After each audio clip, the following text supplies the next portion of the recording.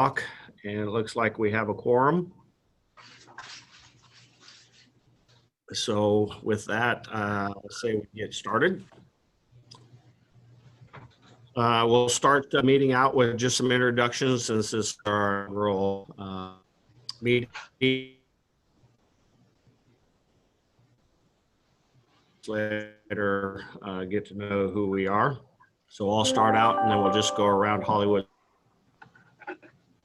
Squares here so that everybody can introduce themselves. So I'm Jeff Lofgren. I'm going to act as the chair for the task force. Suzanne and I have been coming to the village for about 20 plus years. And we built our house back in 2014, and I retired out of the Air Force a couple years ago. And we've been living here full time since.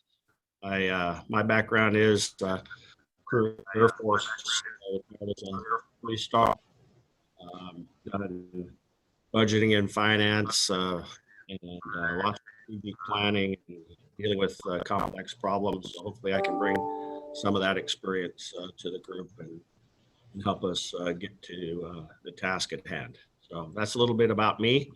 We're just going to go around Hollywood Squares in the order they're on my screen. So Connie, we're going to go over to you next.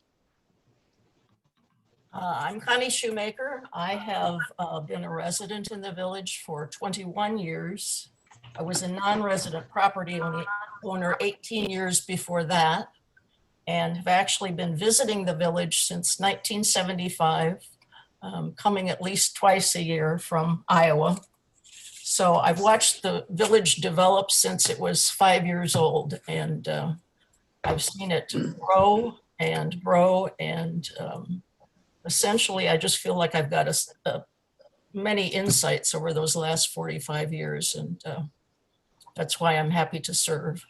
My profession was RN, and I've been retired from that for about 7 years, I guess.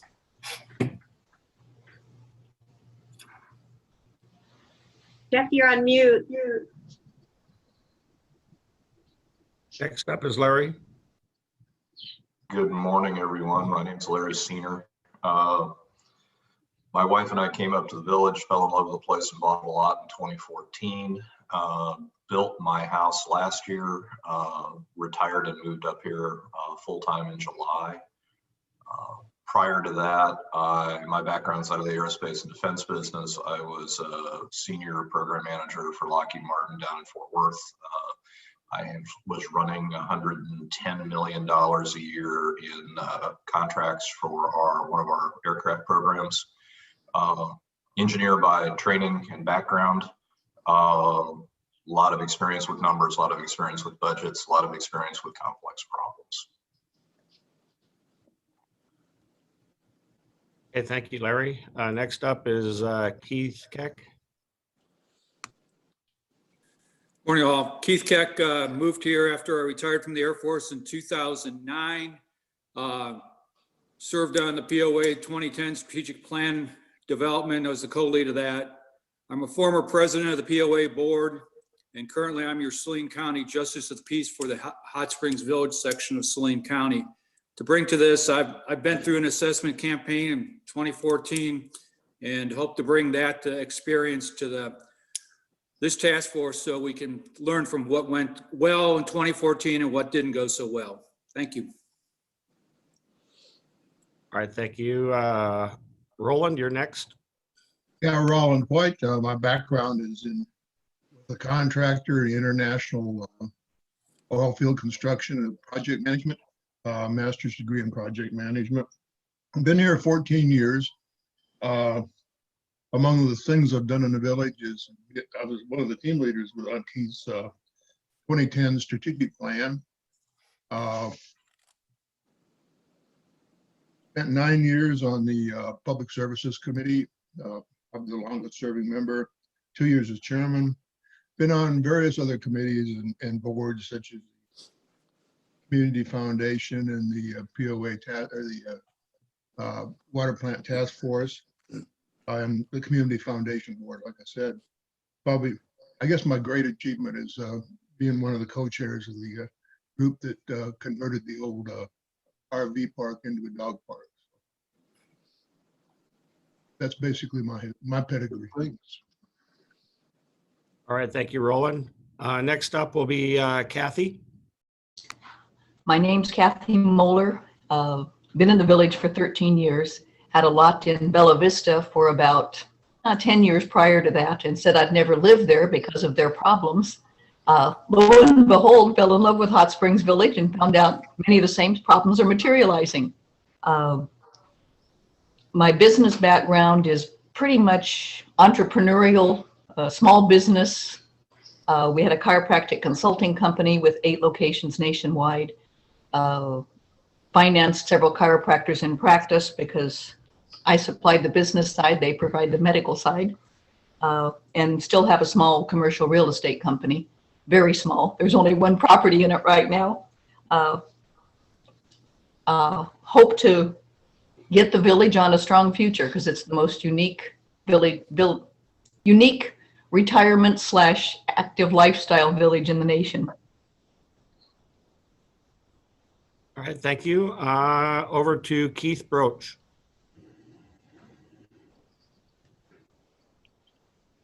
Good morning, everyone. I am Keith Broach. Thank you, Jeff. We've had a home here for about 16 years in the village. Been full-timers for about 4 years. Relocated all the way from Little Rock. So I'm one of the few Arkansans, I think, that actually lives here, or native Arkansans, I should say. My background started in engineering, spent some time in product management, and moved into sales and sales leadership over the past number of years.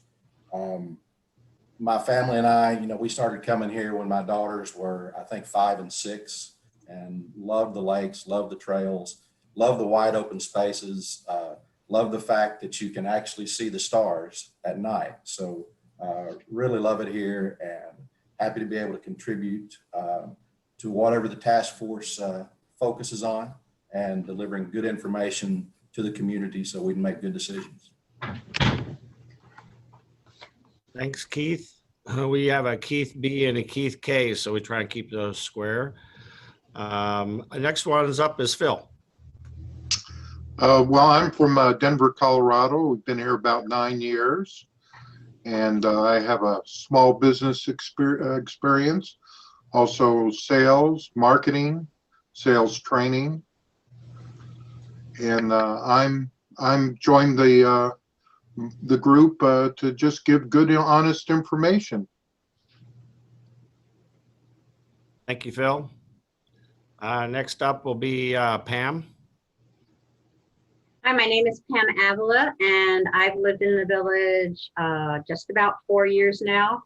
In those 4 years, I've been vice chair and chair of the Governmental Affairs Committee. I'm chair of the marketing subcommittee, and am currently serving on the board as an appointee to fill a vacancy. My background is sales and marketing. I was a serial entrepreneur. I've also had a lot of corporate experience in Silicon Valley. I was an industry analyst, a subject matter expert for venture capitalists, and a speaker at a lot of the conferences there. So I'm excited about the opportunity to oversee the marketing effort for this task force, because I know they're going to be doing some really important work for the village and helping us move forward as a community. Okay, thank you. And then over to Tucker. Well, I'm Tucker Omandro. I've now this month been in the village for 36 years. Worked for the developer here for many of those years, residential and commercial building. Still do some commercial developments myself and own commercial properties, but my background is the village. So hopefully I can help in some areas. Okay, thank you, Tucker. Moving out at this point in talking with the board and them on what our task is here, we see our task right now as to analyze our current and forecasted financial requirements so that we understand what we're spending our money on and compare that to the revenue that we are taking in. We want to be able to research and analyze options to generate additional revenue to address both those current and future requirements that we have to maintain our community here, and then communicate that information throughout. And then in the end, the task force will provide that analysis to the Hot Springs Village Board for their consideration on how to proceed. So that is our basic outline of the task force's guidance. Any questions or comments, additions that anybody wants to raise at that point?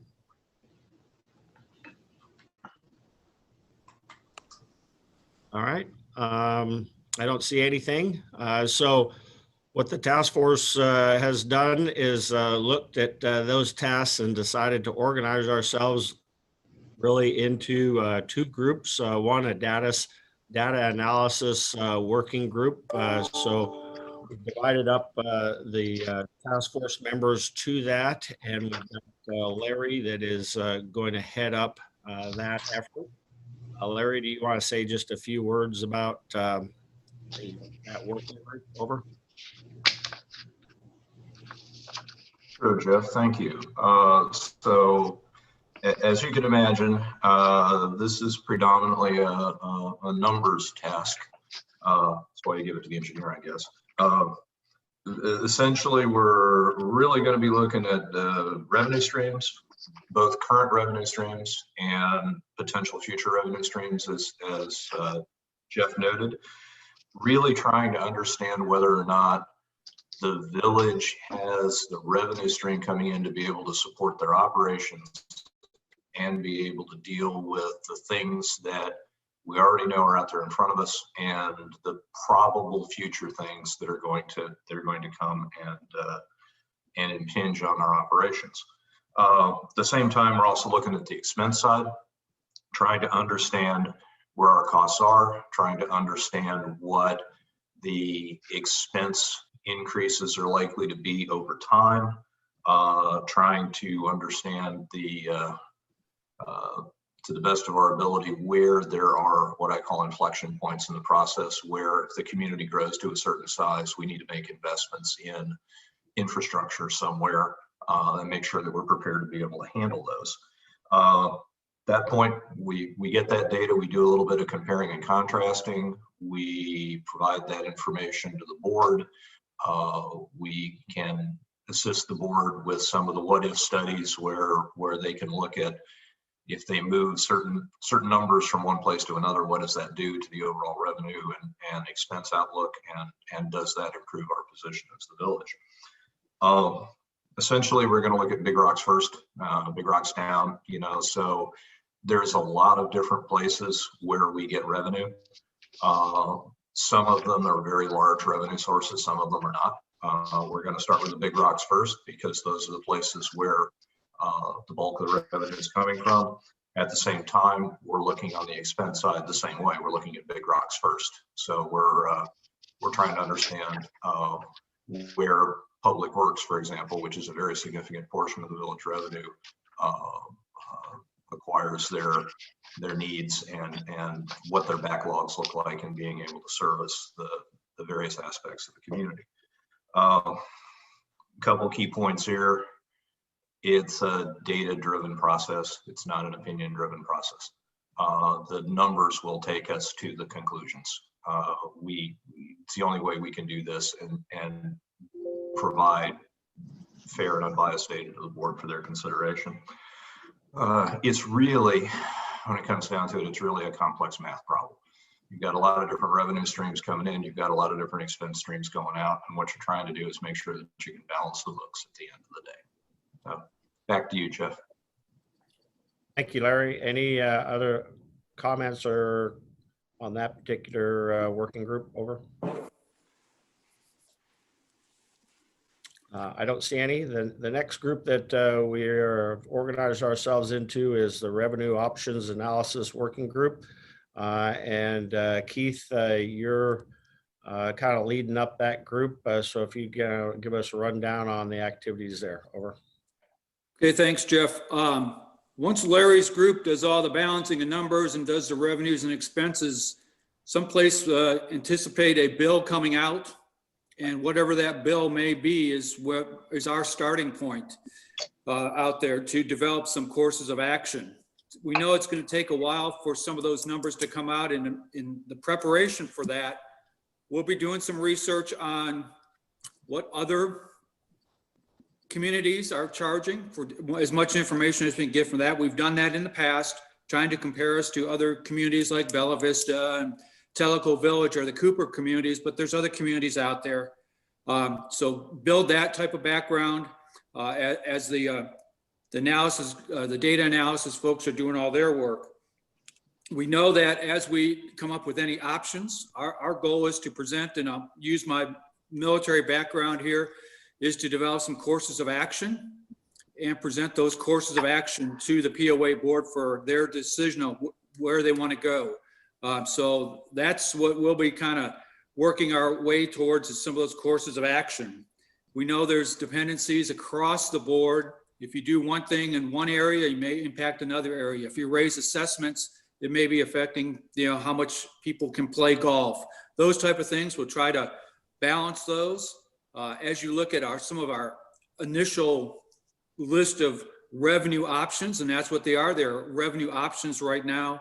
We have your basic myriad of assessments, whether it's a regular assessment, whether it's a special assessment, if it's some type of other assessment, we have those out there. We have the fees to look at, whether it be amenity fees or utility fees or other fees that potentially could be out there. And then we have this other category of all potential revenue sources that we will start, looking to see what they might be able to produce out there. I would encourage anybody that's not on the committee but still wants to make some input, that if you think there's a great revenue source out there and we may not have it, to let us know via the communications folks. They'll talk next about how to get it to us, but so we can develop some of those. One of the challenges that we will have along some of these options, whether it's on any of those groups, there may be some legal issues. So one of our upfront goals is, as we get all these options listed out there, is start making the list of questions for the lawyers and get that forwarded to the lawyers, so we don't go down a rabbit hole that is going to get us in some legal problems. I think that's the hard part sometimes, is there's some great ideas out there, but I don't think Tucker or any of the other board members want to go to jail. I hate to say this, my experience on the board, there were some great ideas out there, but I was not willing to go to jail for some of those ideas. So that's where we are right now. Again, we're really dependent on some of the data coming over to us, and because we can sit there and start looking at all the pieces to build options and put those together, whether they're legal and how much they may or may not create or maybe save out there. But we need to know what, is it $1 or is it $10 million? What is the actual bill? So that's kind of where we are right now. Thank you. Okay. Anybody have any comments or anything to add to that discussion? Over. Okay, nothing heard. We're going to have a communication liaison, and Keith B is going to play that role for us, just to make sure we're getting what the analysis that we complete out to the community. Keith B, do you want to comment on that at this point? Over. Sure, Jeff, be happy to. I think it was Larry initially that described this as a complex problem. And it is, right? There's so many components to be analyzed here. And I've been really impressed with the amount of data that, guys like Roland have already put together and are sharing with the team. It's really, to some degree, be insurmountable for one person to gather all of this data and analyze everything and condense it down. So I view my role and the team's role of of taking this huge volume of data and analyzing, measuring, taking close looks, and then boiling it down to a simpler message, that we can share with the community. I don't think everybody wants to dig into every 0 and 1 across the full spectrum of data that we have, but it's important that we analyze properly and then communicate properly what the data tells us. So look forward to working with the team in that capacity. There's, tons of information out there. We've touched on deferred maintenance rather. That's going to be a big item, but there's also, just the day-to-day operations that it takes to maintain however many miles of roads we have. I don't know how many that is, but it's an awful lot compared to regular communities. And you consider the amount of water line that it takes to connect all of that acreage that we have inside the gates. So it's very complex. I don't have any positions at this point, and if I was asked to send out communications today, I wouldn't have any idea what to say. But as the data takes us places, we'll try to condense that down into a succinct message that is useful for everyone and helps us make good decisions. Jeff, I think that's probably it. Okay, thank you. I should mention though that we're setting up two-way communications between the team and the community. There's an email inbox that's been set up that property owners will be able to send suggestions into the team. We'll take those and analyze, file them, and try to understand what the community's views are on revenue items and on expense items, and compile those and discuss those at our meetings and make sure that the work and the data that we're gathering in our individual committees is answering the needs of the community. All right, thank you, Keith. That's a good rundown of our approach, so I appreciate that. Keith did mention the email where people can send in their inputs. That's your voice at hsvpoa.org. And we'll get an announcement out on that so that people will do that. And Kathy will be kind of overseeing and making sure that we're constantly paying attention to that email so that we can take any inputs we've got. Anything further on the communications piece that we just talked about, or two-way communication from any of the group?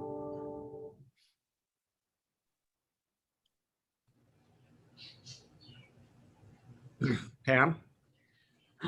I just like to add in that we're going to be sharing with the villagers almost a story of where we are today, what it looks like from all the data, and then helping them see paths forward.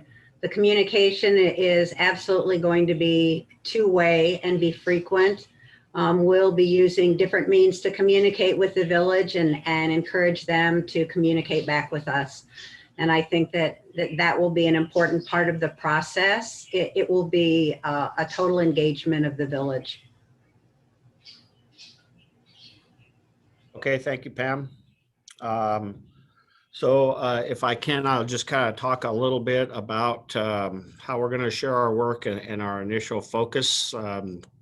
So as you heard how we're organized, our first steps is to kind of take stock of what we have. In other words, look at the information and the facts and the data that we have on Hot Springs Village, the scope that we use our funds for, its composition, the infrastructure that we have, and all of that, so that we can all understand exactly this complex organization we call Hot Springs Village.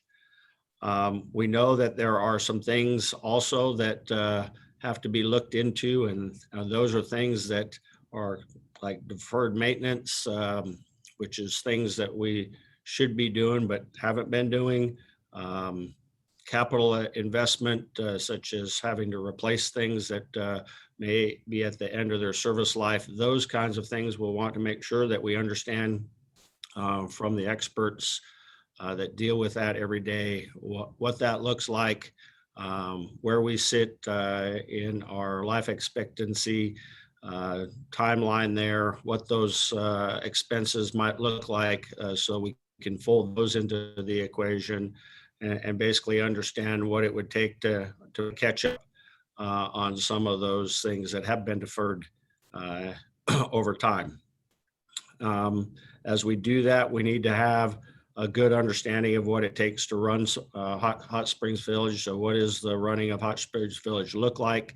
The analysis of our realistic projections on what it takes to day-to-day operate Hot Springs Village.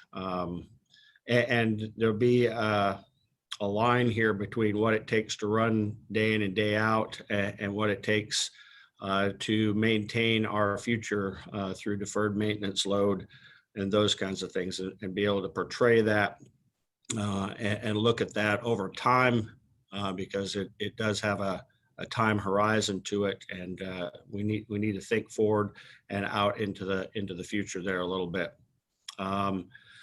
And then we'll analyze different possible options on where we might be able to derive funding, as Keith explained, to address not only what it takes to run the ship, but also what it does to take and fuel our journey, fuel the activities that we need to do, not only day to day, but those things that you have to pay for to maintain our infrastructure and our facilities, so that we get to experience the same kind of quality of life, the same kind of amenities and stuff that we've all grown accustomed to and we all enjoy, and what brings us here and brings more people here.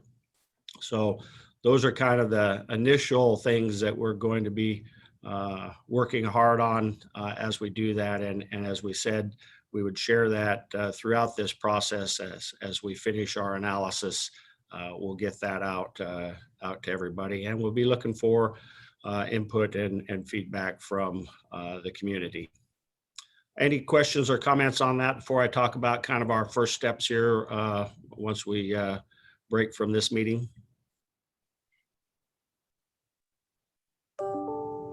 All right, I don't see anything from anybody.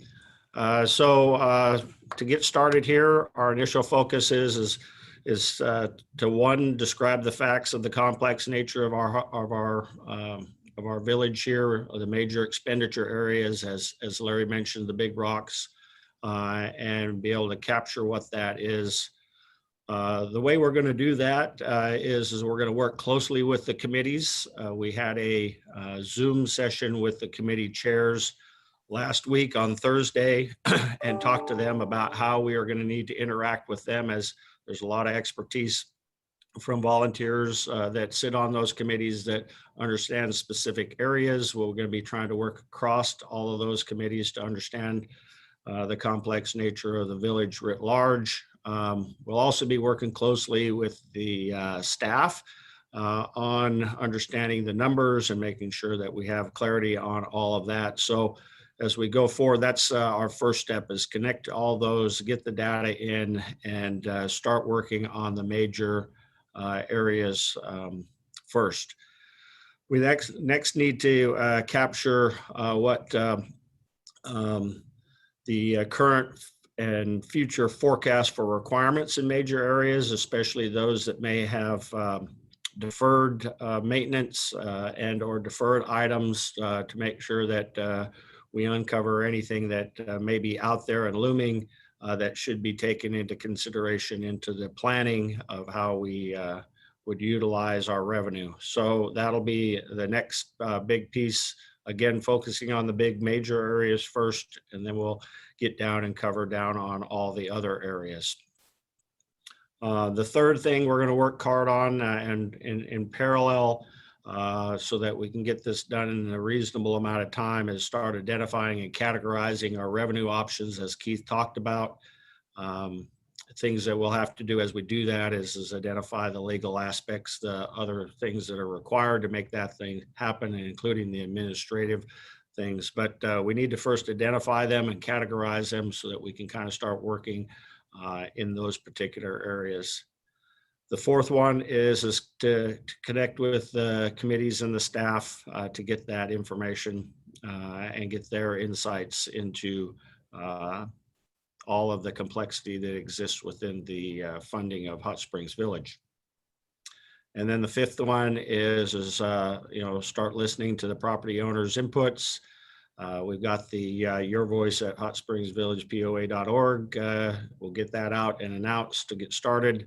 And then we'll just continue to remind ourselves that we need to push out the information once we've done the analysis so that everybody will see this unfold as we see it unfolding. So that's our basic game plan to get started and get our work going. Questions or comments from any of the task force members at that point? Jeff, this is Keith Keck. I'd like to just make one comment, and this is for the folks out there that are watching this. We have set up the communications portion there to kind of be the one-stop kind of in and out of this task force. So, and this is an experience, but please do not go directly to any of the task force members sometimes. You can talk to them and stuff like that, but it'd be a lot easier if it comes through one funnel point. And then we funnel it back out through Keith Broach's communications and through, if it needs to be, the marketing. So what I'd really just recommend to everybody, if you get questions, make sure they go through the one clearinghouse so we know what the questions are. Because what I've seen in the past is someone will ask the question of everybody and get 7 different answers. So, I know there's going to be property owners out there going, oh yeah, but it makes it a lot easier because get us the questions and we can answer the questions and provide the answers back versus just a shotgun effect. So that's my kind of lesson learned there from previous experience. Okay, Abby, you have your hand up.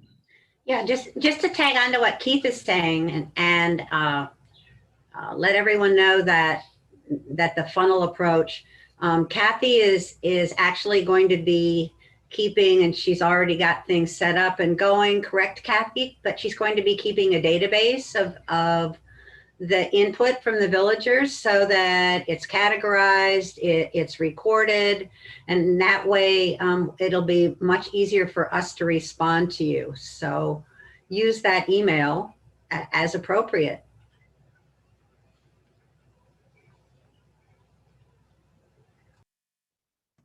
Any other questions or comments on that? Okay, I've got just one quick announcement for everyone. Carl Russ has dropped from the team, and that's just a matter of fact due to some circumstances there. Now 8. With that said, I'm going to turn it over to Tucker for any final comments or direction. Well, the only thing I might say is, of course, I've been here for a while. You get people saying that we're doing well, and we are. We had a great year, in golf and so forth. Just want everybody to know that we're analyzing all of that. We do have a good budget that we're going to adhere to, but that doesn't mean we do not need, that's not taking care of our deferred maintenance. So I just want everybody to know we're looking at all of that. One good year doesn't fix everything. And we have had a good year, or we did have a good year last year, but we are looking at all that. We're not out to get anything here. We're out to see where we're at and see where we need to be in the future. All right, thank you, Tucker. Any final comments from anyone in the group? Okay, nothing shown. What you can expect is we'll do at least a monthly one of these on the second Monday of each month. We may do them more frequently as we get further along, but at this point, to help everybody's calendars, we're going to do that once a month so that we can do that. In between there, we will be working feverishly to go through all the data and connect with all the different groups and analyze the stuff and then get that information out to everybody so we all can follow along on this journey.